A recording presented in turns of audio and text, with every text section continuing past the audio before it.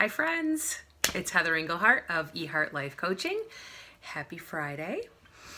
I want to continue from my written blog that I posted earlier this week on how to handle and how to set boundaries with toxic individuals and toxic relationships that we encounter in our lives.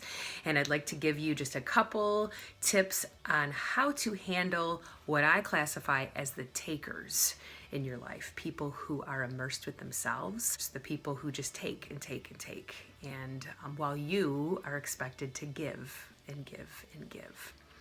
So first and foremost, you first need to decide what you want and what you're willing to invest in that relationship. Secondly, you can sit down and tell them if you choose to. You can map out what's wrong with them, the situation. You can have a sit down and talk about what you see as problem areas in your relationships.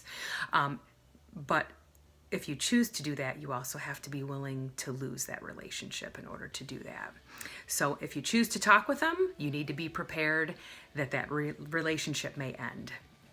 You have to accept that going into it, that is a very likely possibility of choosing to have that conversation.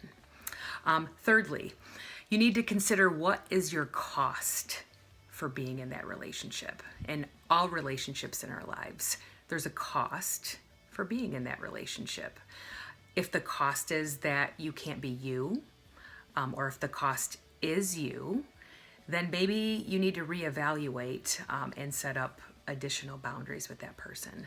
But if the cost is simply that you just have to work hard at it, then maybe that's okay. So those are just a few tips and tricks on how to deal with some of the more toxic individuals. And I'm hoping to post a video blog every week in February. And because I said it, that probably means I need to commit to it. So I hope to see you next week, and I hope you all have a great weekend. Bye.